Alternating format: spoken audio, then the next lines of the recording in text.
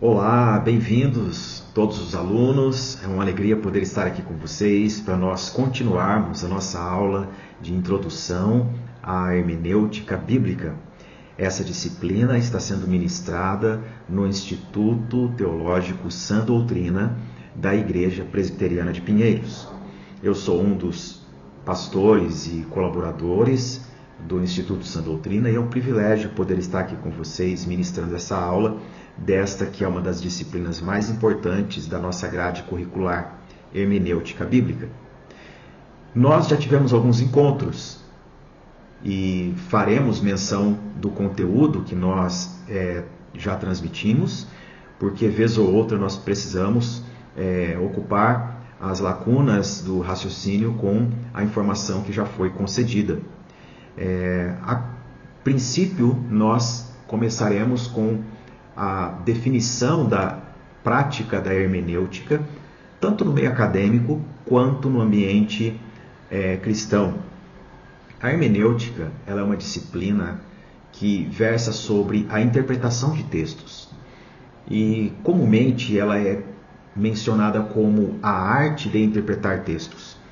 Todavia, no nosso contexto teológico, quando a gente transmite esta ciência que é a interpretação de textos, nós temos em vista o texto bíblico, a Bíblia Sagrada.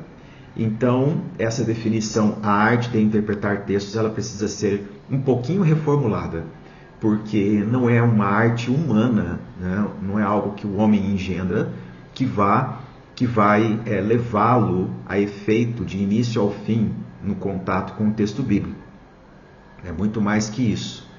Também não é o arcabouço teórico que ele adquiriu com a prática de inúmeras outras ciências, dadas também a interpretação de texto, que vai garantir a devida interpretação do texto bíblico. Porque a Bíblia ela foi escrita num contexto específico e o contato do leitor com a Bíblia demanda uma relação de fé. Então, isto já nos norteia para um princípio muito importante, que a experiência pessoal do leitor ela deve transcender a mera habilidade interpretativa, cognitiva já adquirida. É necessária uma relação de fé com o Deus da mensagem e com a mensagem de Deus. É isso que nos garante a devida prática da hermenêutica no contexto da leitura bíblica. Para tanto, eu sei que você já está aí com o seu material de anotações, nós vamos recorrer a alguns textos bíblicos que já mencionamos, mas que são de grande importância para a reflexão desta aula, em que nós discorreremos sobre a importância da hermenêutica aplicada a diferentes gêneros textuais. Nós vamos partir de um princípio de que há alguns postulados basilares que, através deles, nós podemos acessar reverente e devidamente o texto bíblico. Primeiramente, eu gostaria de fazer menção sobre a importância que há nesta dedicação de aprimorar-se no conhecimento da hermenêutica bíblica, enquanto vivemos neste período no século XXI em que muitas pessoas elas estão afeitas à informação fácil e rápida. A língua ela é uma preciosidade. Todavia, com o passar do tempo, a língua sofre variações. E nessas variações, a produção de texto ela também é impactada. E nós vivemos um contexto em que as pessoas elas buscam cada vez mais textos breves, informações precisas e que muitas vezes estão relacionadas à sua afeição pessoal com determinado conteúdo e conteúdos que as pessoas julgam não pertencer à sua esfera de importância, elas acabam relegando.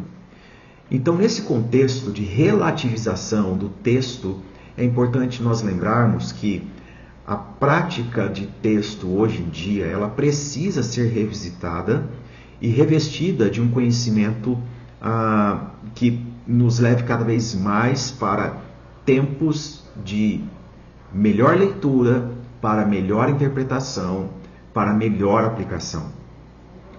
Estamos conversando sobre a hermenêutica devida em dias como estes. Nós temos conhecimento já disso, as redes sociais já nos diz muito sobre isso todos os dias, o quanto o internetês é uma variação linguística assumida universalmente. E isso faz com que leituras furtivas aconteçam e concepções precoces elas sejam formadas. E isso se dá muito por conta da inferência que as pessoas atribuem ao texto. O que eu quero dizer com inferência? A experiência pessoal do leitor, sua história como leitor, o seu desenvolvimento de competências diante de um texto, como que ele lida com um texto, e como que ele tem lidado com isso ultimamente. Nós podemos ter tido uma grande influência literária, mas nos últimos 10 anos, eu vou mensurar aqui 10 anos, mas pode ser até um pouco mais, as pessoas elas têm se submetido a uma prática de leitura que condiciona a mente a respostas e a estímulos muito rápidos. Isso faz com que as pessoas se distanciem de uma prática de leitura com maior detença, como a Bíblia nos exige. A Bíblia é um livro que foi escrito há milhares de anos. E por isso nós precisamos, na nossa prática hermenêutica, romper com alguns obstáculos. Melhor dizendo, nós precisamos sobrepor abismos culturais. Nós estamos no ano de 2023 lendo um livro que foi encerrado aproximadamente no ano 90 ou ano 100 da nossa era. Portanto, nós temos aí quase que 1900 anos de distância, vamos arredondar as contas aqui. Nós temos um texto antigo no Novo Testamento que pode ter começado a ser redigido aproximadamente no ano 1500 a.C.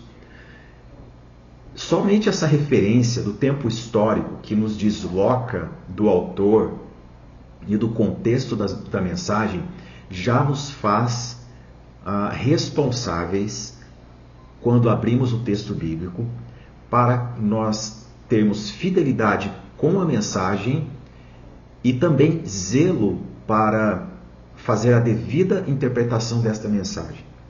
Por isso, o hermeneuta, a pessoa que pratica a hermenêutica, que interpreta corretamente a Bíblia Sagrada, deve ser uma pessoa que tenha não apenas desejo, mas ela tenha também um arcabouço doutrinário, um conhecimento prévio para então penetrar na leitura bíblica e dedicar tempo longo, tempo de leitura satisfatório. Um dos grandes entraves que nós temos na nossa geração para romper com o analfabetismo bíblico é a questão do tempo de leitura. Isso mesmo, porque muitas pessoas estão habituadas em ler a Bíblia numa regra de 4 capítulos por dia e elas interrompem muitas vezes o raciocínio justamente num ponto crucial. Quando, na verdade, os leitores da Bíblia desde o passado eram homens e mulheres, pessoas fiéis, dedicados à leitura por horas a fio. Se não soubessem ler, eles também se expunham a momentos de grande aproveitamento, leitura longa da Bíblia. Eu tenho aqui alguns textos que eu gostaria de lembrar a vocês sobre como que era a prática da leitura bíblica no contexto da Bíblia Sagrada. Primeiramente, nós vamos ler o livro de Neemias, no capítulo 8, versículos 4 em diante. Diz assim: Esdras, o escriba, estava num púlpito de madeira, que fizeram para aquele fim. Estavam em pé junto a ele, à sua direita, Matitias, Semá, Anaías, Urias, Ilquias e Maazéias. E à sua esquerda Pedaías, Misael, Malquias, Hasum, Rasbadana, Zacarias e Mesulão. Esdras abriu o livro à vista de todo o povo, porque estava acima dele. Abrindo-o ele, todo o povo se pôs em pé. Esdras bendisse ao Senhor, o grande Deus, e todo o povo respondeu: Amém, Amém. E levantando as mãos, inclinaram-se e adoraram o Senhor com o rosto em terra. E Jesua, Bani, Serebias, Jamim, Acube, Sabetai, Rodias, Maazéias, Quelita, Azarias, Josadabe, Hanã, Pelaías e os levitas ensinavam o povo na lei, e o povo estava no seu lugar. Este é um dos textos maravilhosos, porque nos fala sobre o momento em que o povo de Israel começa a retornar para a Terra Santa após os cativeiros. Vamos voltar um pouquinho no tempo? Vocês se lembram que o reino de Israel se dividiu no reinado de Roboão, neto do rei Davi. Davi aglutinou as tribos de Israel e fez com que Israel tivesse paz diante dos seus inimigos, prosperou no seu reino. Salomão herdou um reino próspero. Salomão gozou de regalias.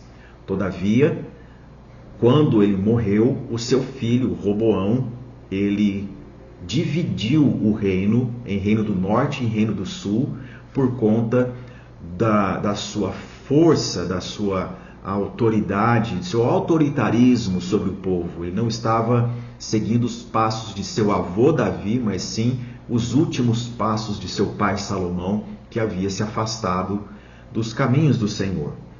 E por conta dessa divisão que houve do reino do norte e do sul, que foi algo trágico, pela desobediência do povo, pela desobediência dos seus líderes, porque eles não mais liam a palavra do Senhor, não a tratavam com o zelo que é devida.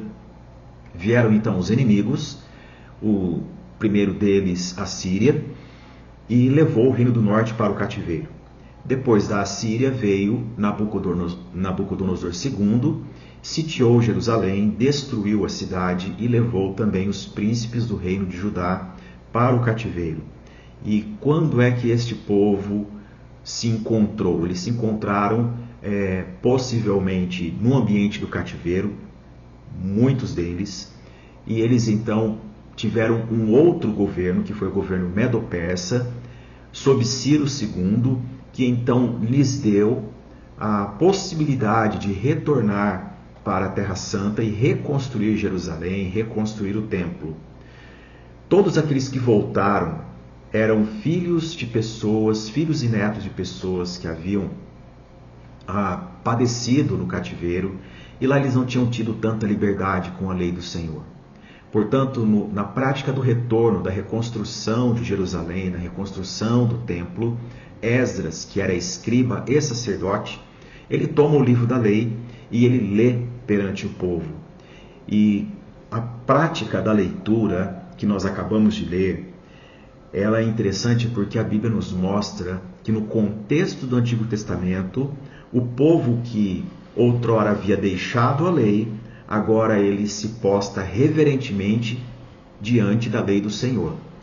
E Esdras, ele não está sozinho. Ele tem um número de pessoas à sua volta, de escribas, de outros levitas mais, que à medida que ele lê as palavras do livro, esses homens eles vão no meio da multidão divulgando o ensinamento da lei que está sendo lida. E é interessante o versículo 9, pois diz assim: Neemias, que era o governador, e Esdras, sacerdote e escriba, e os levitas que ensinavam todo o povo, lhe disseram: Este dia é consagrado ao Senhor, vosso Deus, pelo que não pranteeis, nem choreis, porque todo o povo chorava ouvindo as palavras da lei. Este era um choro misto, um choro de alegria, porque estavam tendo contato com a lei de Deus, mas também um choro porque um dia haviam esquecido a lei do Senhor e por conta disso eles foram levados para o cativeiro e sofreram muito. Aqui nós aprendemos que a palavra ela é concedida por Deus. Deus concede a sua palavra de modo acessível para que homens tenham a disponibilidade de ler perante uma multidão do povo de Deus, e esse povo não vai ficar reverente a uma palavra desconhecida, como aquelas pessoas que na antiguidade participavam das missas em latim, ficavam todos em reverência, mas não entendiam uma palavra sequer. Aqui não, nós temos uma leitura clara da lei de Deus e pessoas que estão entre o povo interpretando, dando o ensinamento prático da lei de Deus. A lei de Deus foi concedida para que haja uma devida interpretação e uma devida transmissão. Sem isso, nós temos um livro fechado.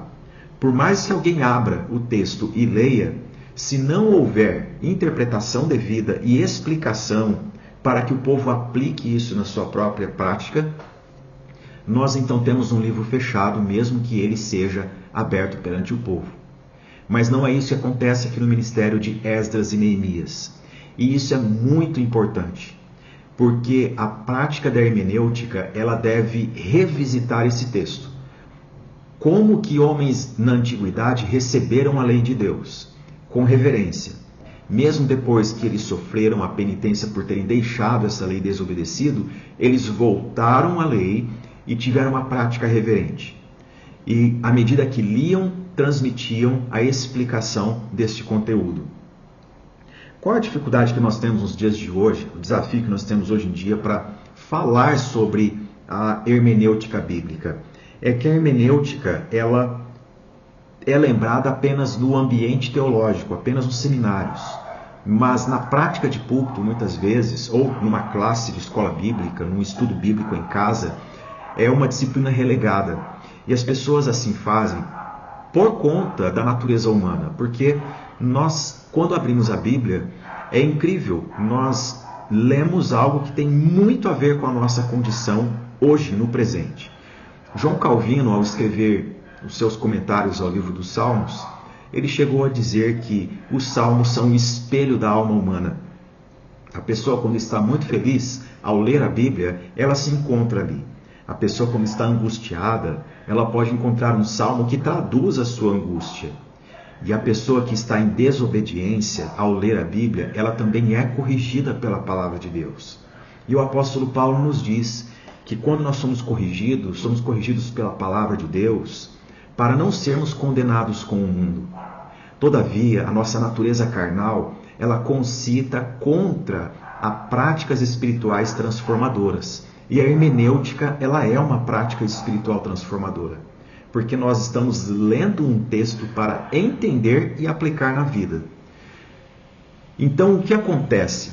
Normalmente, nós, seres humanos, carnais, pessoas pecadoras que precisam da graça de Deus, quando lemos algo que vai diametralmente em oposição à nossa concepção de nós mesmos, nós preferimos escolher passagens do que empreender estudo justamente em passagens complexas que vão romper dinâmicas de pensamentos e até mesmo dinâmicas pecaminosas em nós. Então, ao invés de ter uma leitura reverente para a devida interpretação, nós passamos a procurar textos de uma preferência para uma aplicação convencionada. E isso traz um grande prejuízo ao leitor, e se ele estiver com pessoas ouvindo ele, possivelmente elas também serão afetadas por esta interpretação indevida. Kevin Van Hooser, um exímio escritor e hermeneuta, ele diz em um de seus livros sobre o perigo de não interessar-se pela devida hermenêutica. Ele fala, a fim de evitar verem-se a si mesmos nas Escrituras como realmente são, alguns leitores preferem ou olhar para o espelho ou projetar suas próprias e mais lisonjeiras imagens. No exemplo que ele dá sobre o homem diante do espelho, Kevin Van Hooser fala que o homem que se vê no espelho, ele pode desviar o olhar para a moldura, para o que está em torno, porque para ele aquela imagem de si pode incomodá-lo. Assim também pode ser o contato do leitor da Bíblia com o texto sagrado. À medida que ele lê, ao identificar que algo vai contra a cultura de si mesmo, ele pode romper com o compromisso da leitura naquele momento e desviar-se para algo que lhe dê mais prazer. Enquanto eu digo isso, eu me lembro muito do que está acontecendo hoje em dia, de pessoas que leem a Bíblia com o celular ao lado e dizem, eu estou com ele aqui para fazer consultas. Só que se determinado texto está falando algo complexo, mistérios da fé, Epístola aos Romanos, Epístola aos Efésios, de repente essa pessoa ela se sente assim num obstáculo interpretativo, a primeira coisa que ela faz é descansar os olhos na internet. Ela vai para as redes sociais como uma forma de espairecer para depois voltar ao texto. E aí ela rompe com uma linha dialógica que está sendo construída durante a leitura. Por isso é tão importante a disciplina da hermenêutica, porque ela não nos ensina apenas mecanismos interpretativos, mas também aponta para nós os desafios da leitura na nossa geração. E eu estou convencido de que nenhuma outra geração teve tanta complicação e dificuldade de interpretação bíblica como a nossa, devido ao grande número de distrações que nós encontramos. Portanto, como que nós lidamos com a questão de desenvolver uma interpretação bíblica satisfatória? Nós vamos partir da questão de definir terminologias. Nós estamos lidando com textos. E o que vem a ser um texto? Texto é uma produção verbal ou não verbal, constituída de algum código, com o objetivo de comunicar algo. Texto ele tem um conjunto de sentidos e esse conjunto de sentidos ele é transmitido por um código comum a quem produz e também para quem recebe. Nós podemos usar como exemplo um outdoor. Estamos viajando e na beira da pista tem um outdoor grande. E ali há uma propaganda, uma mensagem, em letras garrafais. E de longe na estrada você olha para aquele outdoor, a sua mente já interpreta. Ali está uma grande placa, é uma propaganda, é uma publicidade, alguém investiu para que aquilo estivesse ali. Isto diz respeito a comprar alguma coisa que vai te beneficiar, vai beneficiar a sua empresa e também a quem está vendendo. Nós não falamos, nós não verbalizamos isso, mas a nossa inferência, nosso conhecimento de mundo, a nossa prática de vida, de sociedade e com o texto, faz com que a gente tenha toda essa compreensão em um rápido momento. Todavia, esse conjunto de sentidos, ele também pode ser transmitido se o outdoor não tiver nenhuma publicidade ali, nenhuma mensagem? Pode. Imagine que você está em autoestrada e você vê um outdoor que não tem nenhum aviso, ele está ali somente o fundo. Ele está comunicando algo, está comunicando que aquele outdoor ele está disponível para um novo aviso, ali cabe algum texto. Ele também está dizendo que um contrato foi encerrado de publicidade, não foi renovada aquela mensagem. Enfim, ali há um espaço vago com possibilidade de divulgar uma nova propaganda, um novo negócio. Então é difícil nós desvencilharmos dessa questão de sentidos e conjunto de sentidos, porque há texto em tudo. O texto não é somente escrito, o texto é um conjunto de sentidos. Mas quando nós olhamos para a questão escrita, nós temos ali então um código. Esse código ele é transmitido pela língua, pela linguagem, a linguagem escrita. E o sentido dele, ele é comum para o autor e para o leitor. Também é importante nós conversarmos sobre o que se desdobra da questão textual. É o tipo de texto.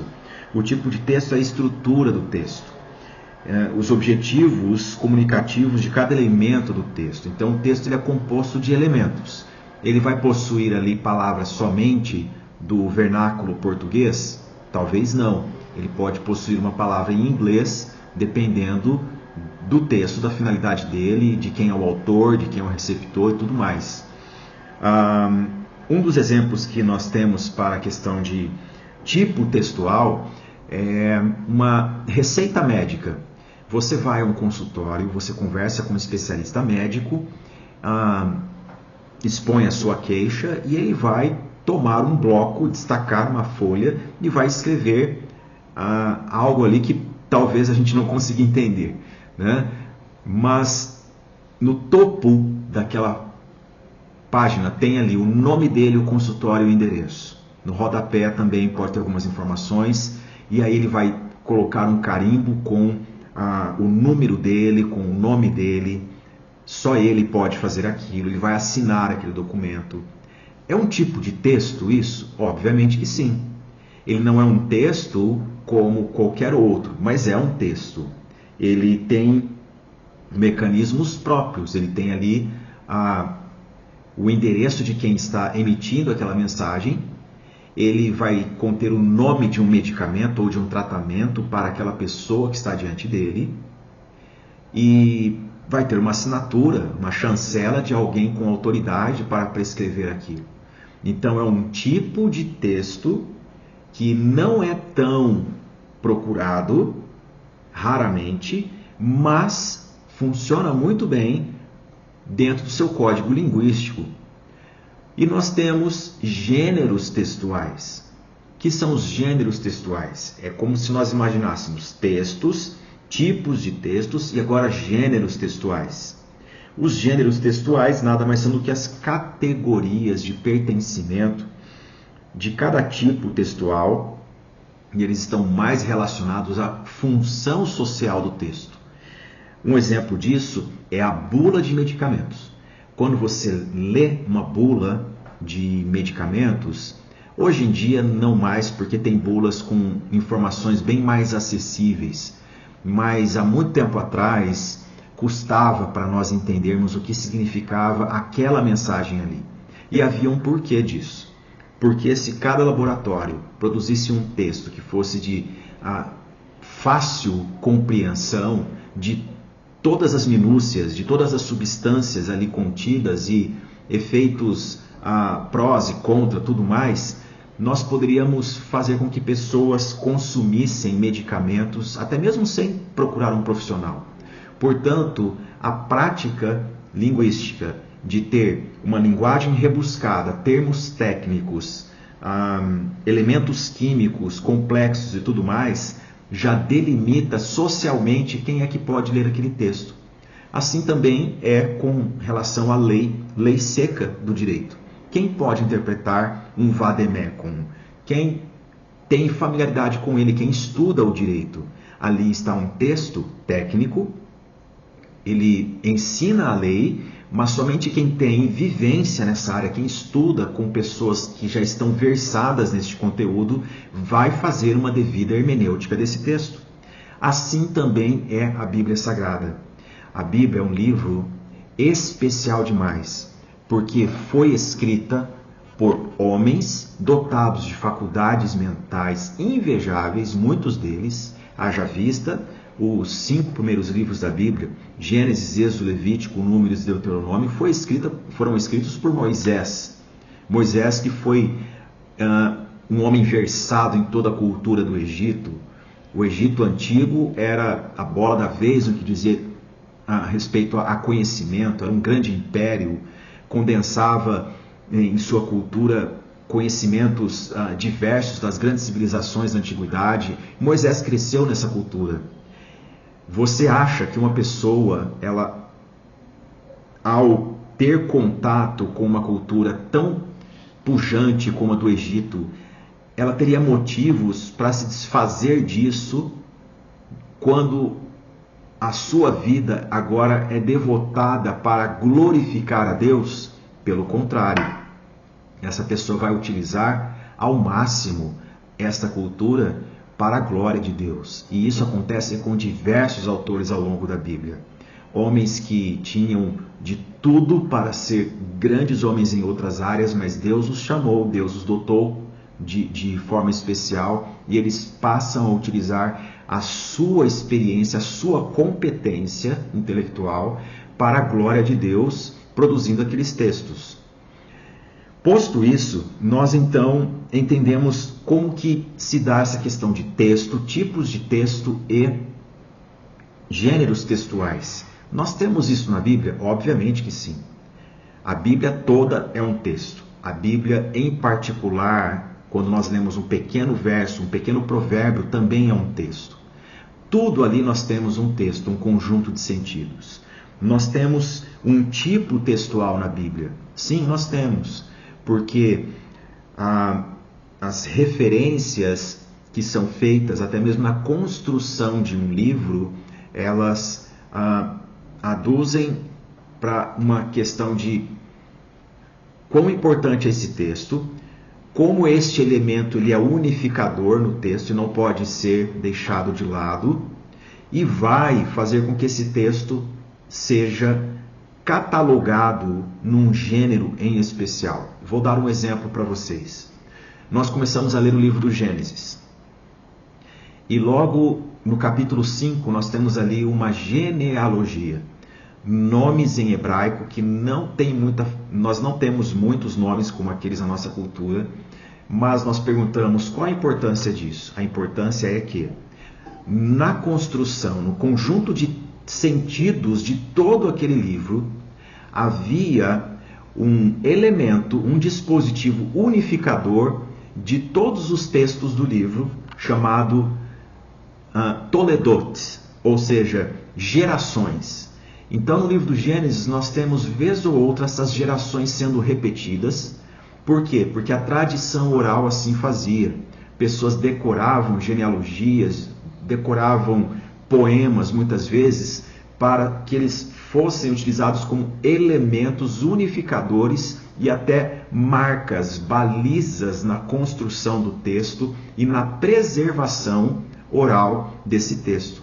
Então, com isto, nós temos num livro como o livro do Gênesis, uma pluralidade de gêneros textuais.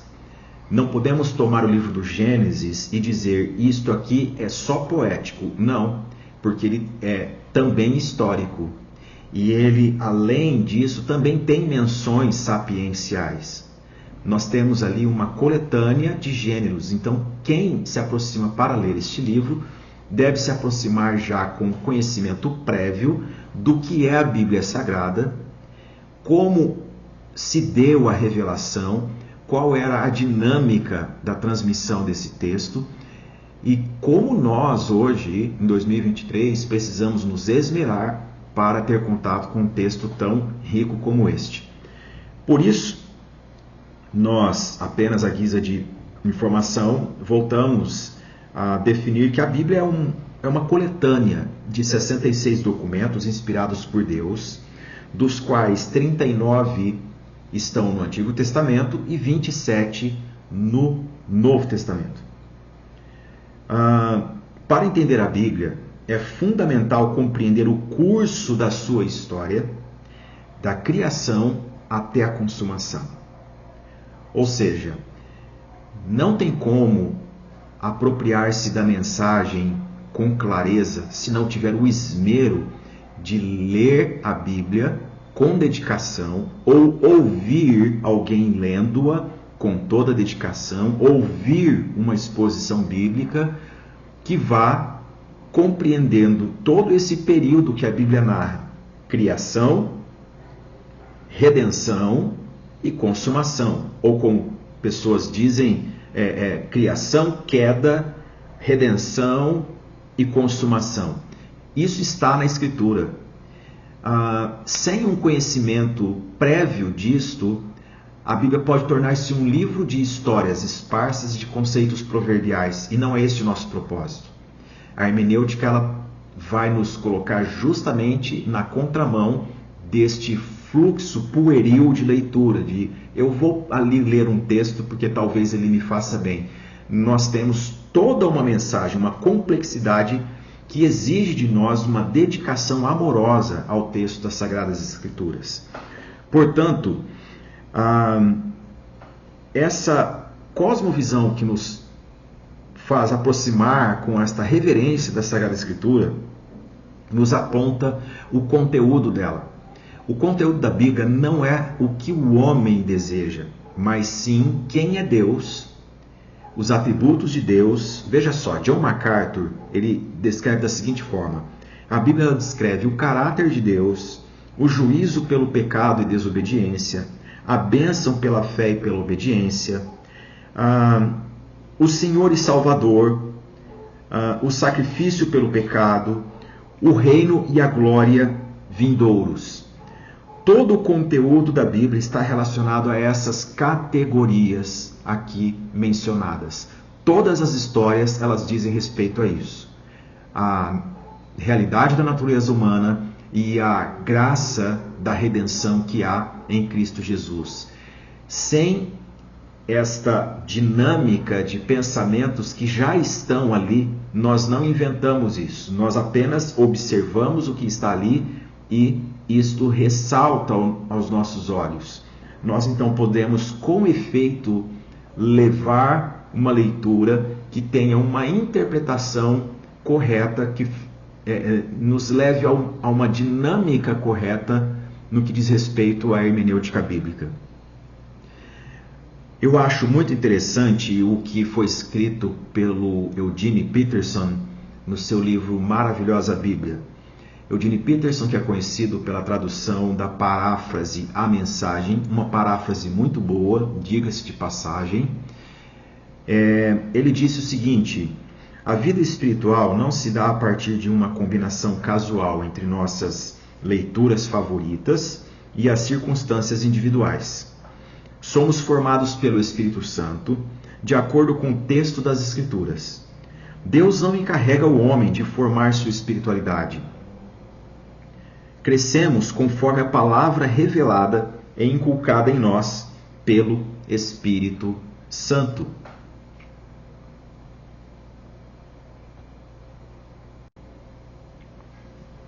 Portanto, a dinâmica Deus, texto, seu povo é tão importante que, ao entregar a sua lei aos santos profetas, o Senhor também, na sua lei, ele já prescreve que haja intérpretes dedicados à leitura e à transmissão desse texto no meio do seu povo, visando a uma prática obediente à sua palavra, com finalidade à vida. A lei de Deus foi concedida, como diz lá em Deuteronômio, para o bem do homem, para que o homem vá bem, para que ele viva.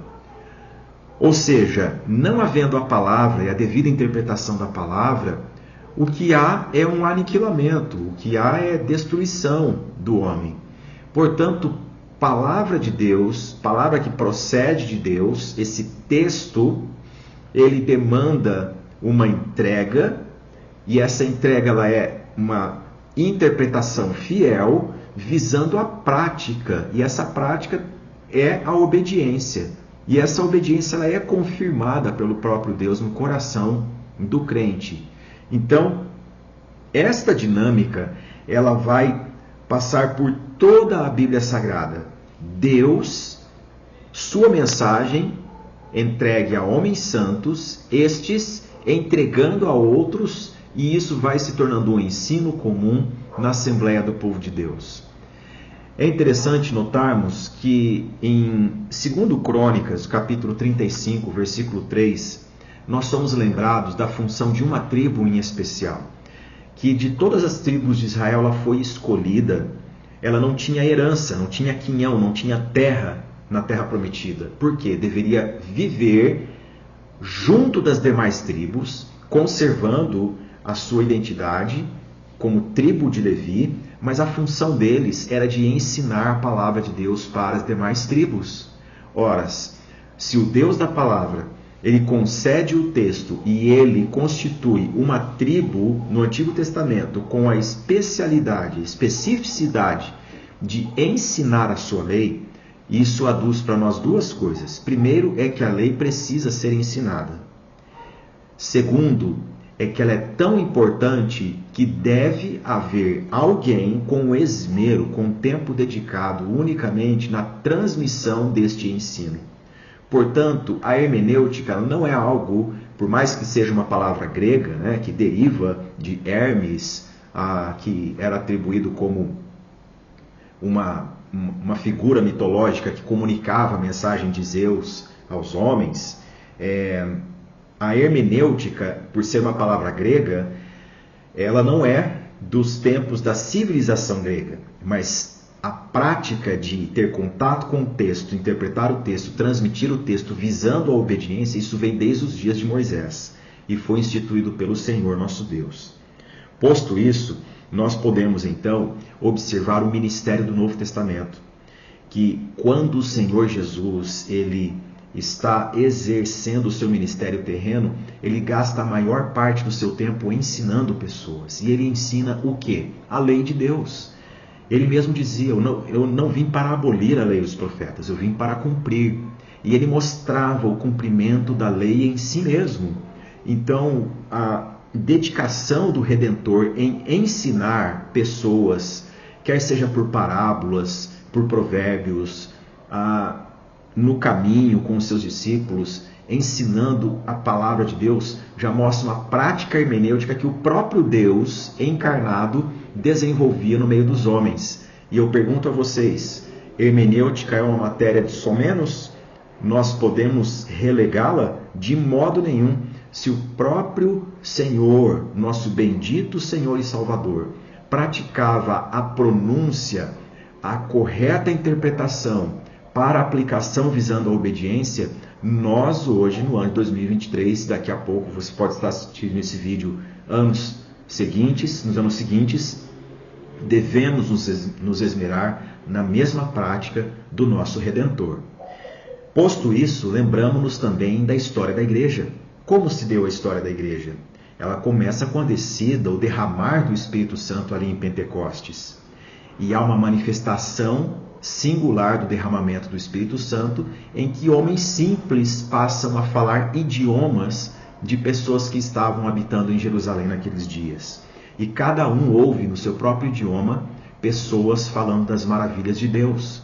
E quando há a afluência daquela multidão para saber o que está acontecendo, Pedro, juntamente com os 11, levantam e Pedro prega, ele proclama o quê? A palavra de Deus.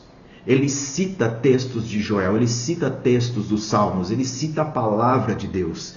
E ao citar a palavra, ele traz a aplicação com base na pessoa de Jesus. Então, como que a igreja ela desenvolve a hermenêutica? A hermenêutica deve ser desenvolvida com este princípio. Nenhum de nós somos chamados para dar outro significado ao texto, visando o público. Nós devemos entender que o texto procede de Deus, é concedido pela mente das mentes, a pessoa bendita do Senhor nosso Deus, e lhe é concedido para que outras pessoas com faculdades mentais entendam esta mensagem seja veiculada socialmente e redunde numa prática. Esta prática da igreja nos convida a meditar no caráter hermenêutico da igreja, porque a igreja, a ela foi confiada os oráculos de Deus.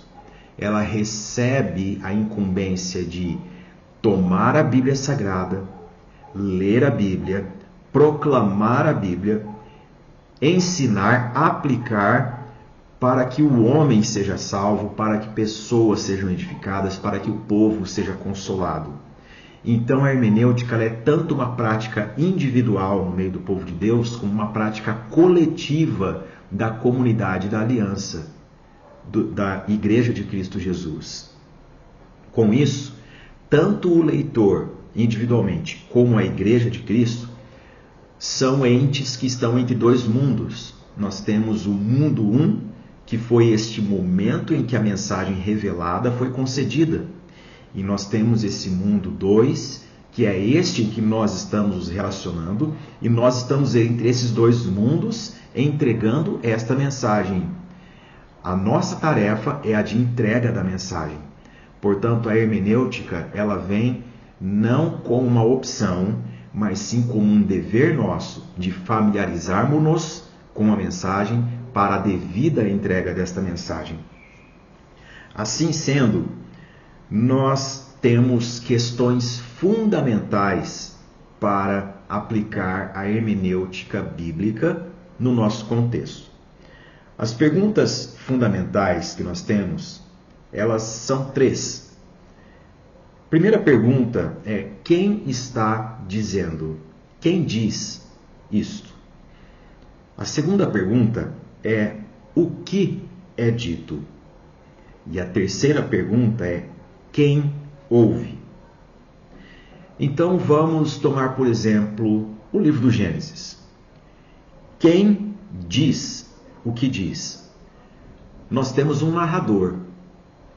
Ele narra em terceira pessoa e nós sabemos que a autoria do Gênesis é de Moisés. Mas vez ou outra ele transmite a fala do Senhor Deus. Nós sabemos precisamente que ali é Deus dizendo para um personagem, Deus falando a Caim, Deus falando a Noé, Deus falando a Abraão e assim por diante. Então nós temos alguém que diz o que é dito. Sempre há uma mensagem concisa. E esta mensagem ela tem um cunho doutrinário. Ela traz o homem, ela desperta o homem para uma reflexão. E isso é importante em hermenêutica, porque não há uma mensagem composta apenas de adornos. Nós temos uma mensagem que leva o homem a uma decisão. Então, quem diz, o que diz e para quem é dito? Em primeira instância, nós sabemos de que Deus disse para Caim: Caim, onde está seu irmão Abel? Deus dizendo para Caim. Mas o livro do Gênesis foi escrito por Moisés após o evento do Êxodo, da saída do povo de Israel do Egito. E ali também esse texto é Deus dizendo para o seu povo, despertando o seu povo, a questão da alteridade. Onde está o seu irmão? Onde estão os seus irmãos? Nós temos essa possibilidade de aplicação? Obviamente que sim. Mas para chegar aí, nós temos de fazer um ir e voltar. Porque eu fiz menção do Êxodo, que acontece no livro seguinte, o livro do Êxodo. E conhecendo o desdobramento da grande libertação que Deus promoveu em Israel, eu então posso voltar aos primórdios do livro do Gênesis e fazer inferências doutrinárias sobre esse texto. Portanto, estas perguntas, elas não vão proporcionar elucubrações pessoais. Elas vão fornecer caminhos dentro da própria Escritura para que nós prossigamos e retrocedamos com vistas na devida interpretação, que é a glória de Deus, a obra de Deus e o caráter da comunhão do homem com Deus. Posto isto, nós então temos um caminho para percorrer, traçando essa questão dos gêneros textuais concedidos desde os primórdios. Se nós dissermos que um texto ele é poético, hoje em dia, normalmente as pessoas elas vão ter alguma objeção, porque nem todas as pessoas são afeitas à poesia, o que é uma pena. Mas quando nós dizemos de um texto bíblico que tem caráter poético, não quer dizer que esse texto ele tem métrica, rima, coisas desse tipo apenas. Muitos têm. Isso existe muito no conteúdo da poesia hebraica, mas quando nós falamos sobre gêneros poéticos, nós estamos falando sobre uma especificidade de texto que desperta a conduta de andar com sabedoria, com prudência, como é o caso dos livros desde Jó até o livro de Eclesiastes, de Cantares, são livros conhecidos como livros poéticos, livro dos Salmos, Provérbios. Todavia, esses livros, eles têm um autor, têm uma mensagem, tem quem ouve as perguntas básicas de hermenêutica. Quem diz? Quem diz no livro de Provérbios? Como saber quem disse? Não é uma coletânea de provérbios? É uma coletânea. Nem todos são provérbios atribuídos a Salomão, mas nós sabemos que ali é a palavra de Deus. Então, quem diz é o próprio Deus. Não é recorrer a uma resposta furtiva. Não, é a nossa fé colocando em prática a hermenêutica bíblica. A segunda coisa é o que é dito. É dito a lei de Deus, a repetição da lei de Deus de forma poética, de forma proverbial, para que seja colocado em prática. Eu acho isso maravilhoso, porque se alguém julgar que os 10 mandamentos e a explicação do Levítico, de Números e Deuteronômio, trechos da lei são complexos, basta você abrir o livro de Provérbios e ver como que ele é esmiuçado, né? Como que a lei ela é exposta com tanta clareza, né? E quem ouve esta mensagem? A comunidade de Israel no Antigo Testamento. Todavia, com o advento do Filho de Deus, a obra do Senhor Jesus Cristo, nós temos então um muro de separação que se rui e há uma união da comunidade do Antigo Testamento com o Novo Testamento. O Israel é um só, é o povo de Deus. Então, Provérbios é para nós. É Deus transmitindo sua lei, Deus transmitindo a sua vontade para que nós vivamos na prática. É possível aplicar hermenêutica em diferentes gêneros textuais na Bíblia? Como este exemplo de Provérbios que eu lhes dei, é altamente possível. Isso também diz respeito a livros históricos, porque por mais que haja um gênero histórico, de livro histórico, há ali um desenvolvimento de um texto narrativo que no seu percurso ele trata de orações. Essas orações elas têm um caráter poético. Nós também temos lembrança da lei, nós temos provérbios também, nós temos adágios que o povo dizia, Saul matou milhares, mas Davi seus 10 milhares. Até mesmo nisso nós vemos um gênero textual. Portanto, a identificação de gêneros textuais, ela não é concedida para que nós nos olvidemos da interpretação bíblica. Pelo contrário, quando nós identificamos gêneros textuais, isso nos aproxima de contextos sociais também.